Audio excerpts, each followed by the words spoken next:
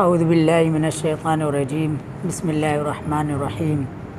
سورۃ البقرہ مدنیہ۔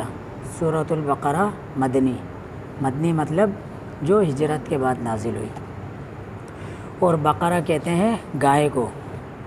تو اس صورت کے اندر آگے چل کر ہمیں گائے کا ایک واقعہ ہے، اللہ رب العالمین نے بیان کیا ہے، تو وہ جب وہاں تک پہنچیں گے اس کی مکمل تشریح اور تفسیر انشاءاللہ بیان کر دی جائے گی۔ بسم اللہ الرحمن الرحیم۔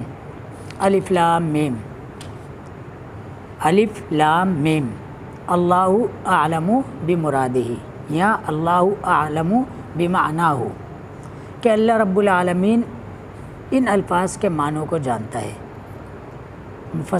تفاسیر میں ان حروف کا کہیں پر بھی معنی نہیں ملتا۔ ان حروف کو حروف مقطعات کہا جاتا ہے، مطلب ٹکڑے ٹکڑے الگ الگ۔ اور فضیلت اس کی بیان کر دوں کہ آپ صلی اللہ علیہ وسلم نے ایک حدیث میں بیان فرمایا ہے کہ میں یہ نہیں کہتا کہ الف لام میم یہ ایک حرف ہے۔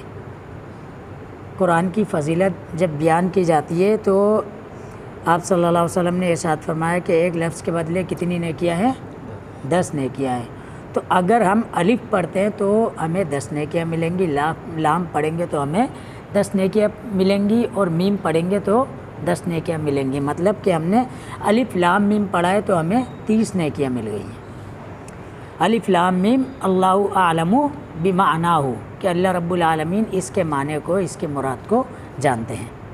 ذالک الکتاب، ذالک اسم اشارہ، یہ الکتاب کتاب، یہ کتاب، یہ قرآن حکیم، لا نہیں ہے، ریبہ شک، فیہ اس میں کسی بھی قسم کا شک و شبہ نہیں ہے اگر آپ اس پر ایمان رکھتے ہو۔ کس چیز کا شک و شبہ نہیں ہے؟ کہ وَإِنَّهُ لَتَنزِيلُ رَبِّ الْعَالَمِينَ، یہ اللہ رب العالمین کی طرف سے نازل کردہ ہے۔ نزل بہ الروح الامین، یہ حضرت جبرائیل علیہ السلام لے کر آئے ہیں، علی قلبک، آپ صلی اللہ علیہ وسلم کے سینے میں اتاری گئی ہے، دل پر اتاری گئی ہے۔ اس چیز پر کسی بھی قسم کا شک و شبہ نہیں ہونا چاہیے۔ اگر ان میں سے کسی بھی ایک بات پر شک و شبہ ہوا کہ اللہ کی طرف سے یہ نازل کردہ نہیں ہے، یا اس کے الفاظ یا کس معنی میں کسی بھی چیز میں تغیر یا تبدیلی کرتا ہے کوئی، یا اس پر ایمان نہیں لاتا، تو وہ مومن نہیں ہے۔ یہ کتاب کہ اس میں کسی بھی قسم کا شک و شبہ نہیں ہے۔ ہدن، یہ ہدایت ہے، للمتقین، متقی پرہیزگاروں کے لیے۔ ہدن سے مراد رہنمائی کرتی ہے، رہنمائی کرتی ہے متقی پرہیزگاروں کے لیے۔ متقی پرہیزگار کون ہے؟ اس کی صفات اللہ رب العالمین اب آگے بیان کر رہا ہے۔ اور تقویٰ کہتے ہیں اللہ کا ڈر اور اس کا خوف ہونا۔ وہ بھرے مجمع میں ہو، وہ کسی مجلس میں ہو یا اکیلے ہو، اس کے دل میں اللہ کا ڈر اور خوف ہونا چاہیے کہ اللہ رب العالمین میری باتوں کو سن بھی رہا ہے اور میرے اعمالوں کو دیکھ بھی رہا ہے، اور کل قیامت کے دن اس کے بارے میں میرے سے بعض پرس ہوگی، پوچھا جائے گا۔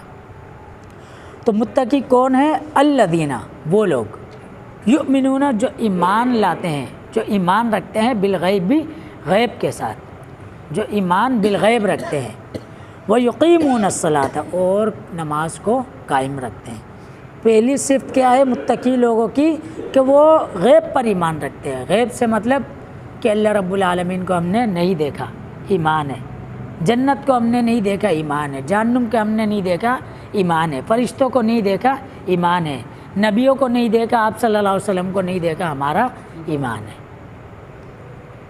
وَيُقِيمُونَ الصَّلَاةَ، اور نماز کو قائم کرتے ہیں۔ متقی لوگوں کی دوسری صفت کیا ہے؟ نماز کو قائم کرتے ہیں۔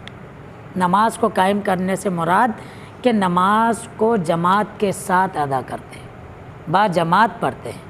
اور نماز کی فضیلتیں، پہلے نمبر پر قرآن حکیم، ما سلککم فی سقر، جب جہنم میں چلے آئیں گے تو ان سے پوچھیں گے کہ جنتی پوچھیں گے کہ تمہیں کون سی چیز جہنم میں لے کر آئی ہے، تو سب سے پہلے وہ کیا جواب دیں گے؟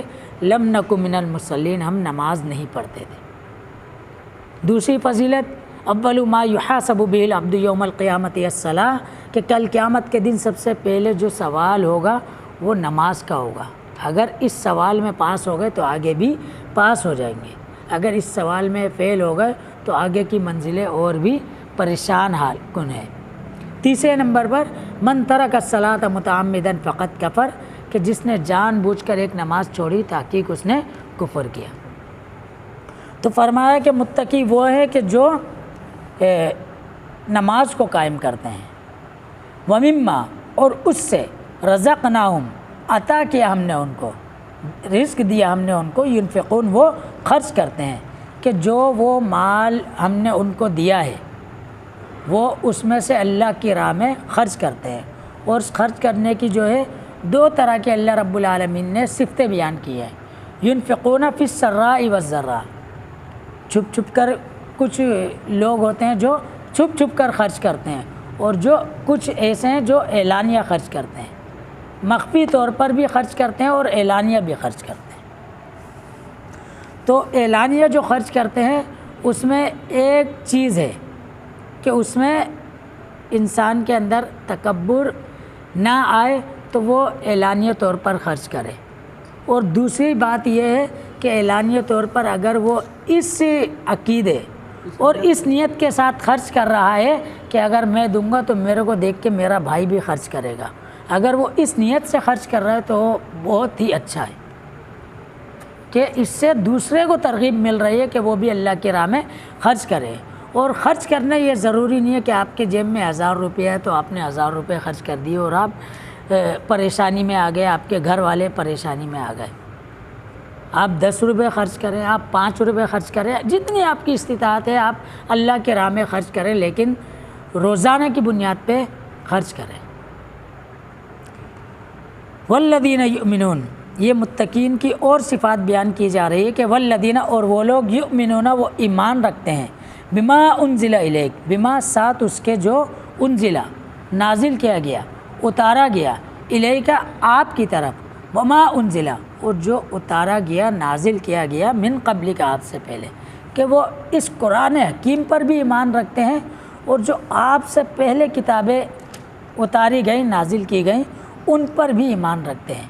پہلی کتابوں پر ایمان رکھنا ضروری ہے، لیکن حکم چلے گا تو وہ آپ صلی اللہ علیہ وسلم کا چلے گا، عمل کرنا ہوگا تو اب صرف یہ قرآن حکیم پر عمل کرنا ہوگا، اور جو آپ صلی اللہ علیہ وسلم کی احادیث ہیں اس پر عمل کرنا ہوگا۔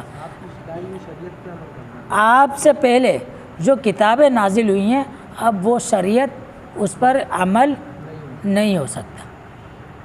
جس طرح ایک مجلس میں حضرت عمر رضی اللہ تعالیٰ عنہ توریت کی تلاوت کر رہے تھے، آپ صلی اللہ علیہ وسلم کا رخ انور جو ہے، چہرہ مبارک، وہ غصے سے لال ہو گیا، سرخ ہو گیا، تو آپ حضرت عمر رضی اللہ تعالیٰ عنہ نے فوراً، ابو بکر رضی اللہ تعالیٰ عنہ نے وہ فوراً کتاب بند کر دی، تو آپ صلی اللہ علیہ وسلم نے ارشاد فرمایا،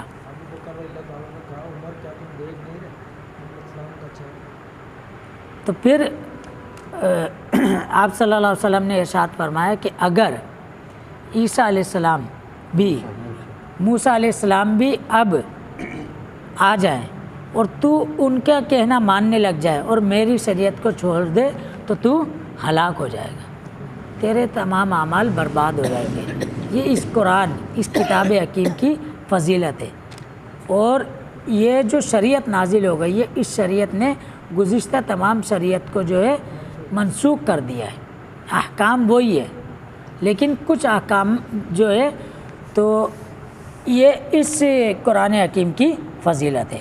وبالآخرت، اور آخرت پر، ساتھ آخرت کے، ہم یوقنون، وہ یقین رکھتے ہیں۔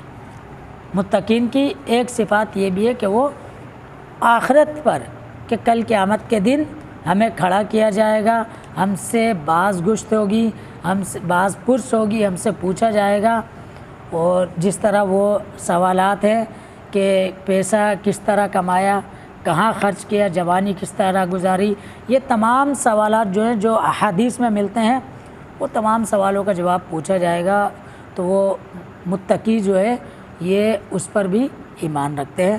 اللہ رب العالمین ہمیں کتاب و سنت پر عمل کرنے کی توفیق عطا فرمائے۔ وآخر دعوانا ان الحمد للہ رب العالمین۔